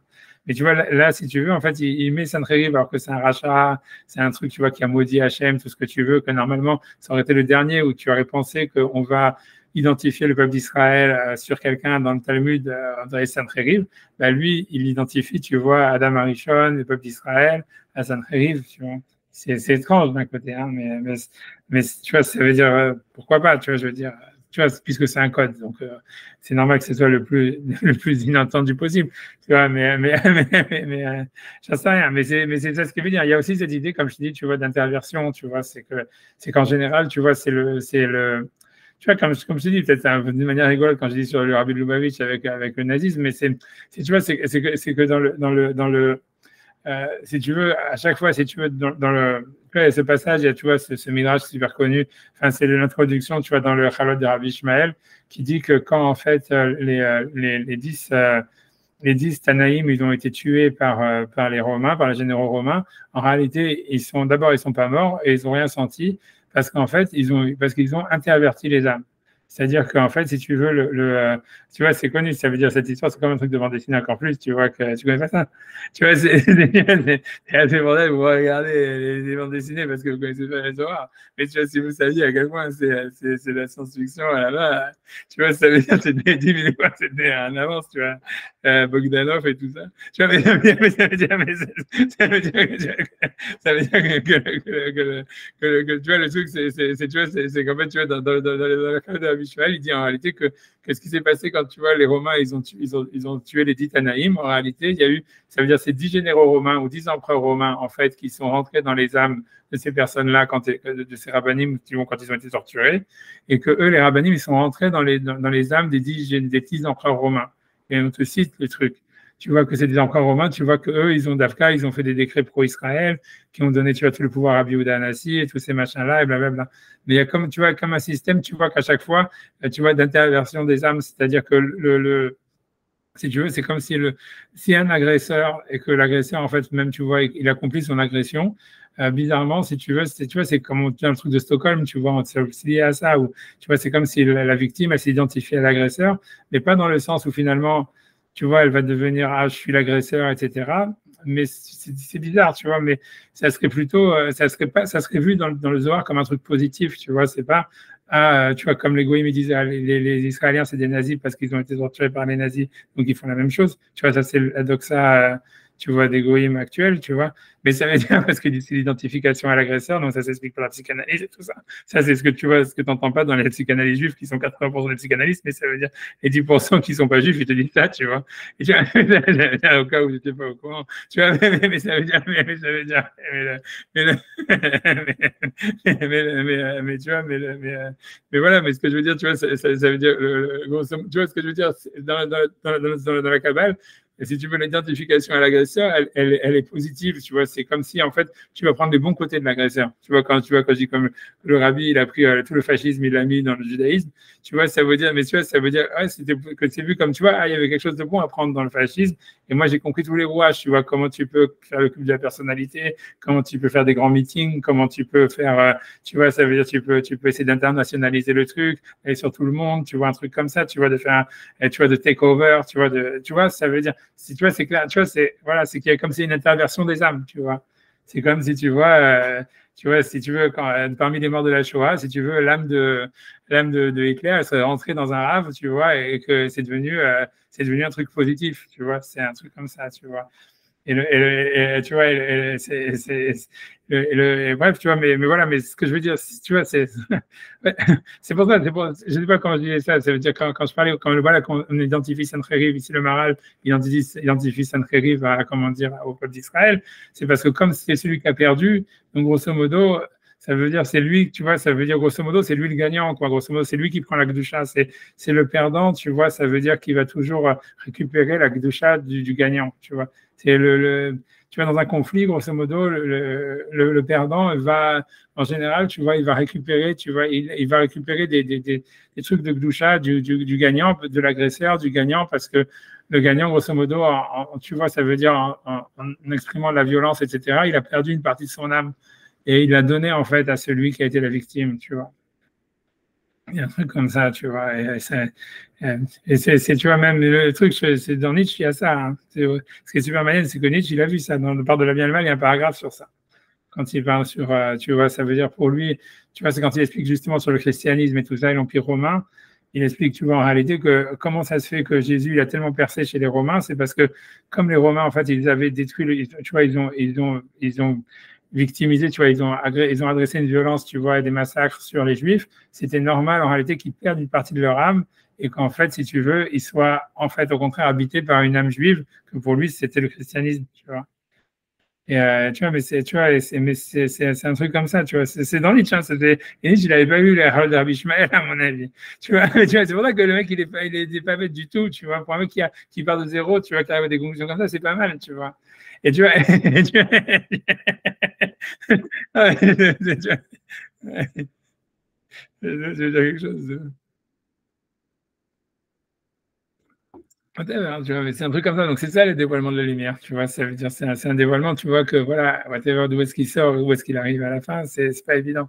Comme tu dis, j'ai l'impression que nous, en fait, comme on est à mi-chemin comme ça, on serait un peu chimérique, on va dire, entre deux, Ouais. et qu'on est obligé, en fait, on est obligé, en fait, nous, pour avancer un peu, il faudrait, pour monter les escaliers, si tu veux, pour récupérer des marches comme ça, et qui sont représentés par ces événements, en fait, qui sont plus que dramatiques, quoi, ces événements comme ça qui font advenir la lumière, on est obligé, d'une certaine façon, de s'appuyer dessus, de les récupérer, d'en faire quelque chose, parce que nous-mêmes, si tu veux, par nous-mêmes, j'ai l'impression qu'on n'est pas, qu'on n'arrive pas justement à se matérialiser ou avoir notre propre incarnation comme ça réellement ici, si tu veux. On n'est pas assez attaché à ce monde, j'ai l'impression. On est obligé de récupérer un petit peu. Ouais, non, J'ai comme tu dis, l'impression. c'est un peu. C'est compliqué parce qu'on n'a pas de, comme dirait l'autre, j'ai pas l'impression qu'on ait vraiment un génie propre, quoi. Mais Ah, je comprends. même là-dessus, si tu veux, on est obligé de. Et comme tu dis, bon, si on est entre les deux, c'est un peu chimérique. Comme ça, on est obligé de rentrer comme ça dans des. Je suis d'accord avec ce que tu dis. C'est qu'on voit Je bien sais que pas, ouais. la base de tout, c'est l'obscurité. Et c'est clair c'est clair, en fait. Ça veut dire, je vais parler comme ça, mais ça veut dire, on voit bien qu'en fait, la cause de tout, si tu veux, c'est que Salomon, il était content de vivre dans son obscurité, tu vois. Ça veut dire d'avoir un système qui fonctionne, tu vois, d'avoir un truc comme ça, tu vois, ça veut dire qu'il s'est suffi. Tu vois bien, on voit bien le problème de Salomon, si tu veux, c'est que, en fait, il demande la sagesse et compagnie et blablabla. Et une fois qu'il l'a, il ne sait pas quoi faire avec, tu vois. Et c'est une fois qu'il a construit le temple, qu'il a construit, si tu veux, donc il y a une expression, tu vois, ça veut dire, si tu veux, une expression de, si tu veux, de l'intelligence. Mais encore une fois, c'est une intelligence, tu vois, qui vient de Dieu, donc qui vient de l'obscurité, qui est pas maîtrisée, si tu veux. À chaque fois, tu vois, tous ces midrashim qui disent que, tu vois, il a été transformé en démon, que le démon, il a pris son trône, tous ces machins, ça montre bien, en fait, que c'était comme si c'était complètement, si tu manipules des choses, mais tu les comprends pas, tu vois. C'est un peu comme ceux qui faisaient le ARN messager, que ça marche ou ça marche pas, mais ça veut dire c'est que quoi qu'il en soit, tu sais pas vraiment comment ça marche, tu vois, tu essayes you hope for the best, comme ils disent les Américains, tu vois, ça veut dire, tu attends que ça se passe du mieux possible, tu vois, mais je pense que c'est la base de tout, elle est là, c'est-à-dire, si Shlomo, où tu vois le peuple d'Israël, comme tu dis, il avait une volonté de clarté, naturellement, tu vois, il ne se suffisait pas, en fait, si tu veux, de cette harmonie qu'il ressent dans la relation au divin et à l'univers, et tu vois, qui est basé en fait comme une sorte de jardin d'Éden. Tu vois, quand tu parles qu'ils sont vides culturellement et tout ça, moi je pense qu'ils ont en fait, ils sont pas sortis, ils sortent pas du jardin d'Éden, tu vois. C'est comme ils sortent du jardin d'Éden vraiment à reculons, tu vois. C'est-à-dire que alors que les goïms, tu vois, ils ont fait le pas, quoi. Ça veut dire ça y est, ils sont sortis du jardin d'Éden et ils assument complètement le fait qu'ils sont dans la terre et voilà quoi. Alors que les Juifs, il va toujours avoir tendance à retourner dans le jardin d'Éden, tu vois, à toujours être tu vois, ça veut dire, voilà, c'est Salomon, c'est tout ça, tu vois, c'est même Moshe, c'est les Juifs dans le désert, tu vois, on mange de la manne, on fait ça, tu vois, Oui. tu vois, Mais même si tu veux, la façon répétitive qu'on a de toutes les fêtes juives, etc., toute cette notion circulaire qui revient exactement comme si on était encore 3000 ans, 3500 ans en arrière, j'en sais rien, mais si tu veux, tout ça, c'est une façon d'installer comme ça le jardin d'Éden, si tu veux, au cœur et de se séparer, on va dire, du monde environnant, de l'évolution, etc. En tout cas, pour un certain temps, quoi, de revenir à l'essentiel. Comme tu dis, on remet un pas dans le jardin d'Éden, quoi. ouais, comme Shabbat, quoi. On dit, voilà, c'est Men Olam Haba, Oui, c'est tout c'est ça, ça. et ces machins-là, et tu vois, ça C'est sort de l'idée. ça, c'est ça. Ça revient, je veux dire, ça installe un sentiment, une perception du temps éternelle, quoi. Ouais, mais, là, voilà. Mais c'est pour ça, tu vois, on met son en porte-à-faux, comme tu dis, c'est clair, tu vois. Alors, est-ce que c'est un. Tu vois, ça veut dire. L'idée générale, tu vois, normalement, tu vois, c'est que ce que la Rizal et tout ça, ils disent, tu vois, c'est que, en fait, les Juifs, ils pourraient, ça veut dire, ils auraient un potentiel de faire descendre la lumière. Tu vois, en fait, c'est un combat à chaque fois, tu vois, de quelle dose de lumière. Tu vois, dans la Rizal, il y a, si tu veux, la lumière, elle descend des deux canaux. Il y a jamais, ça peut pas exister que la lumière, elle vient, comme c'est décrit ici, contre l'homme, tu vois comme un truc, tu vois bien, même que en fait, Sancheriv, en réalité, sa barbe, elle est brûlée, etc. Il n'est pas vraiment détruit par le feu, tu vois. C'est-à-dire, tout ce qui se passe, c'est que sa barbe, elle est brûlée, on lui coupe ses cheveux, on lui coupe la barbe. Et ça veut dire ça va, c'est pas tu vois, c'est pas quelque chose qui devrait détruire l'homme. Même ce Yéhor, il n'est pas fait pour, tu vois, anéantir l'homme, pour créer, tu vois, de la Shoah ou des guerres mondiales et tout ça. Normalement, tu vois, c'est pas nécessaire, tu vois. Il y a une violence, tu vois, il y a la nécessité d'une violence, etc., pour que le dévoilement est quelque chose d'inhumain, qui se passe contre l'homme, tu vois, tu vois, truc. Mais comme il dit, ça pourrait être bien vécu, tu vois, quand il dit c'est l'histoire de Sancheriv qui rigole quand sa barbe elle brûle, bien qu'il s'égratine, tu vois, on le rase, il s'égratine, il rigole, mais il rigole. Ça veut dire pour lui, tu vois, c'est bien vécu, c'est pas nécessairement mal vécu, tu vois. Ça veut dire c'est pas obligé d'arriver, tu vois, à des catastrophes. Ça devient catastrophique parce que en fait, si tu veux, c'est mal géré, quoi. C'est-à-dire l'idée, tu vois, c'est que c'est quand le rapport à la violence, il est tu vois, alors, tu vois, dans la Rizal, tu vois, ça veut dire comment c'est expliqué, tu vois, tu vois, si tu veux revenir à l'histoire du Tachlir, du jugement de Rosh Hashanah, mais c'est un jugement de tous les jours, etc. C'est comme si tu veux, en fait, la lumière, elle peut venir soit du côté, voilà, de la violence, ça veut dire, la lumière, elle peut venir que par la violence, tu vois, grosso modo. Parce qu'en fait, au fond, tu vois, ça veut dire derrière la violence, il y a, tu vois, c'est que Freud, tu vois, il a dit, tu vois, il y a une volonté d'unité, il y a une Est-ce que, recherche. par exemple, comme disait, je ne sais plus quel rave là, qui est connu, justement, est-ce que si tu n'arrives pas à exprimer cette violence au niveau individuel des conflits des générations, à ce moment-là, c'est mal maîtrisé, ça. Ouais, je sais pas si c'est Tu conflit vois des ce que je veux générations. dire, c'est ouais. Moi, je pense que c'est vraiment un conflit avec soi-même. Je pense, tu vois, comme tu vois, quand je parlais, tu vois, d'histoire de, tu vois, de se lever à la tefila, tous ces machins-là, tu vois, de faire des efforts pour étudier, de tous ces machins-là, de vivre le rapport au divin, de s'imposer une violence dans le rapport au divin, tu vois, puisque c'est pas naturel, tu comprends, puisque l'homme, en fait, il voudrait vivre en harmonie. Je pense que c'est par rapport à ça, tu vois, en fait, il y a cette histoire de lumière tu vois, ça veut dire qui descend, C'est qui pour ça que chez descendrait. les Juifs, il y a quand même cette recherche, quand même. Si tu veux, il y a quand même cette recherche chez les Juifs. Ouais, c'est dans les. D'étudier d'une façon ou d'une autre. Soit ils étudient la Torah, soit ils lancent des mouvements politiques, enfin, je veux dire, Ouais, ils ont ouais, ça veut besoin de dire. faire quelque chose quand même à ce niveau-là. Oui, non, c'est sûr, parce ils sont les instruments, mais c'est leur mission, c'est sûr. Mais l'idée, c'est que la violence, grosso modo, tu vois, ce qui se passe, tu vois, dans la rituel, c'est que si soit on arrive à faire descendre la lumière par la prière et par l'étude, tu vois, par les mitzvot, etc. Donc, on arrive à canaliser cette lumière.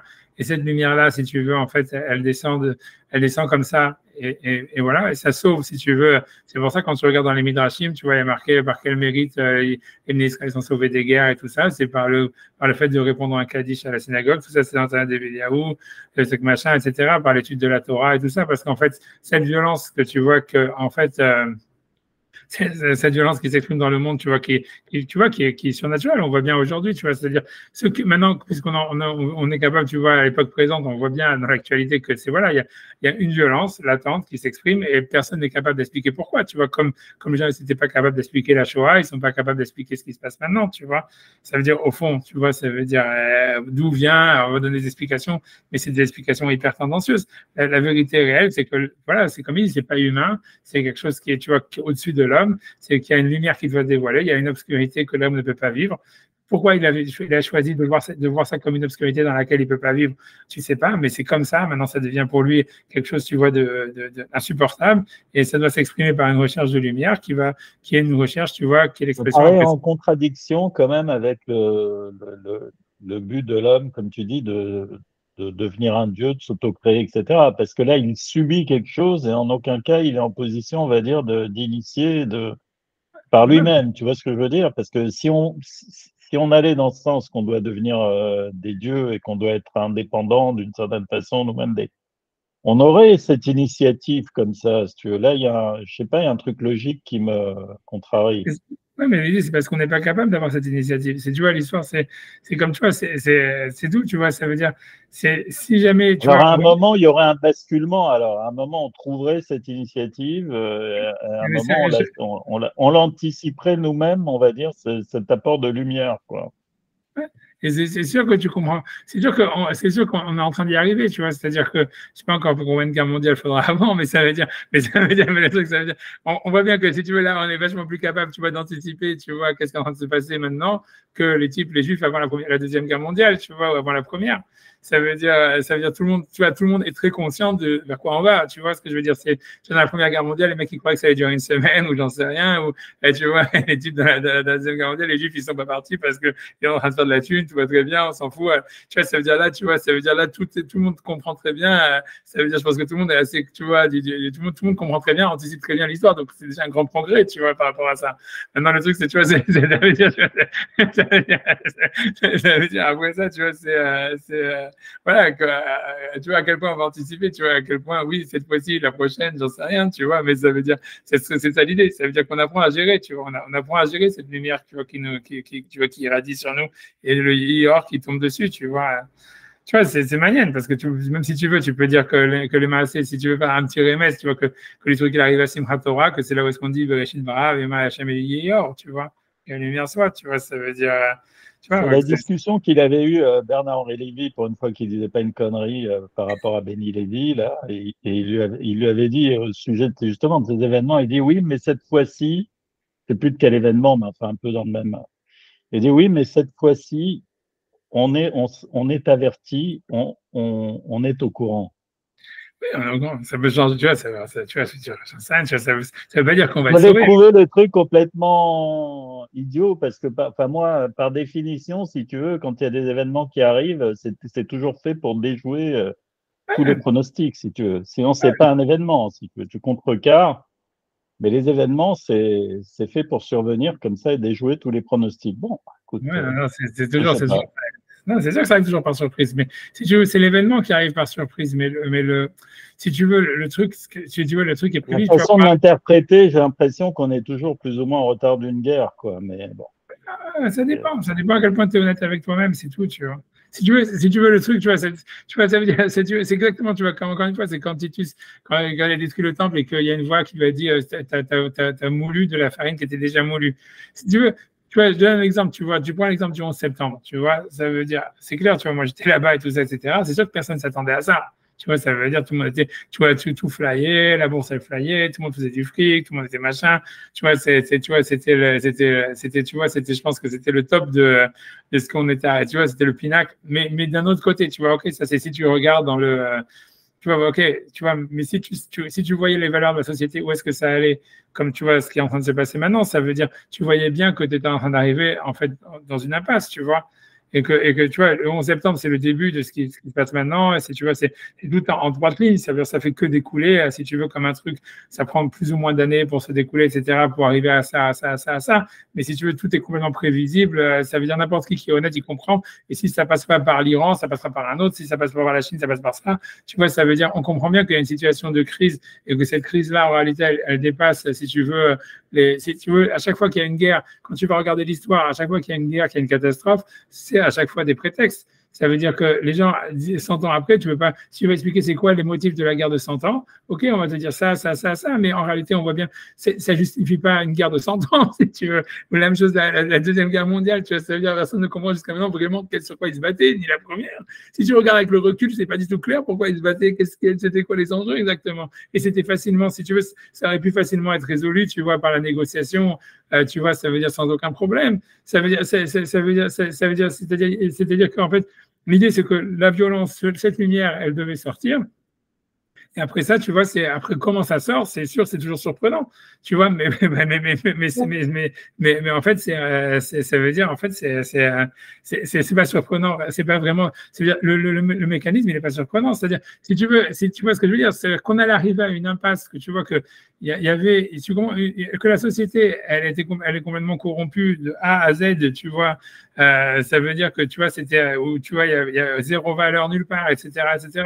Qu'une société comme ça, tu vois, à terme, qui est plus ou moins long, ça peut pas, ça veut dire ça va s'effondrer ou va y avoir une crise ou va y avoir tu vois, tous les empires ils s'effondrent de l'intérieur, c'est-à-dire l'effondrement intérieur.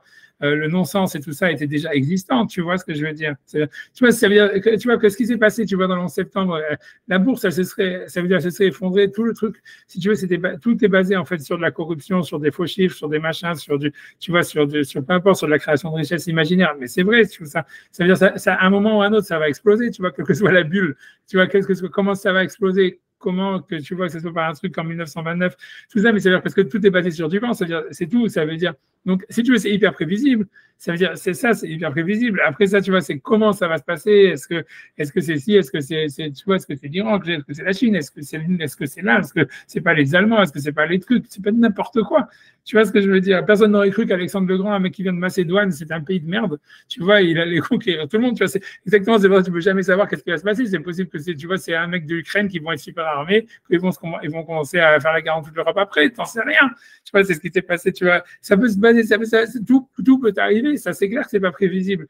Mais par contre, tu vois que, en fait, tout le monde sent, et qui est honnête, etc., qu'on est dans une situation de crise, dans une impasse, tu vois, qui est à tous les niveaux. Et que si tu veux redresser la barre maintenant, c'est de l'ordre, tu vois pas comment ça serait possible, tu vois ce que je veux dire. Tu vois, ça veut dire, tu vois pas vraiment à Outlet, tu vois, il y a rien, et d'un autre côté, tout le monde comprend que ça serait très possible si tout le monde changeait de manière de voir le monde, tu vois, c'est tout, tu vois. C'est tout, tu vois. En même temps, c'est rien, mais tu vois, c'est cette lumière-là dont on parle, tu vois. Cette lumière-là, elle est complètement abstraite, elle est quand même complètement évidente et en même temps complètement, tu vois, invisible et incompréhensible, tu vois, mais tu vois, tu vois, je sais pas comment t'expliquer de plus que ça, tu vois. Donc c'est hyper prévisible et en même temps complètement surprenant. Tu vois ça veut dire, voilà, c'est tout, tu vois, c'est un col, tu vois, ça veut dire, voilà, j'en sais rien, mais voilà, voilà, c'est pour ça que j'en sais rien, mais c'est ça la différence. Mais c'est clair, le fait maintenant, on est beaucoup plus, on va dire, je pense qu'on a une grande. Tu vois, ça veut dire l'histoire, elle avance d'une certaine manière que la conscience de la lumière et tout ça. C'est-à-dire tout ce que le Maral il décrit, ça veut dire on en est de plus en plus conscient, tu vois, je pense. Tu vois, ça veut dire on est de plus en plus conscient. Et maintenant, tu vois, c'est pas pour ça qu'on va éviter la catastrophe. C'est pas pour ça que tous les mecs ils vont continuer à faire leur magouille comme ils l'ont fait avant la Deuxième Guerre mondiale jusqu'au dernier dollar. Et ça, quitte à être brûlé vif ou dans le gazé, ça ne changera rien, tu comprends, mais ils vont continuer. Tu vois ce qu'ils sont, tu vois, voilà, tu vois. C'est comme ça. Et bon, les prochains, ils auront l'expérience. Ça va être peut-être 10 minutes avant, tu vois, et ça fera une différence. C'est tout. Ça va se jouer, ça se joue jamais à grand chose. Je te promets, c'est intelligent. Ce que tu apprends de la Megillat Esther, c'est que tu vois, ça se renverse, ça peut se renverser au dernier moment. Et tu vois, ça se joue jamais à grand chose. Tu vois, c'est comme dans les matchs de basket ou les parties d'échecs. Ça se joue toujours, tu vois. Soit c'est 10 minutes avant, soit c'est 10 minutes trop tard, tu vois. Mais c'est ça, quand tu regardes l'Allemagne, c'était ça, tu vois, ça veut dire, il y avait un sursaut, il y avait un truc. Ils ont compris très tard, tu vois. Mais, tu vois, voilà. Mais, mais bon, pour l'instant, ça va, je sais pas. Moi, je j'entends, tu vois, whatever it is, tu vois. Moi, je pense en tous les cas que la guerre, elle a un effet spirituel positif, beaucoup plus positif que le Covid. Je pense, tu vois, que le Covid, c'était une première chose.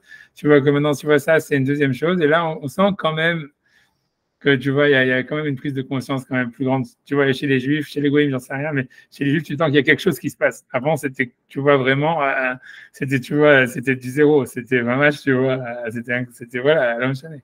Mais ça veut dire, c'est pour ça, donc il y a de l'espoir, tu vois. Ça veut dire, voilà, qu'est-ce que je te dis?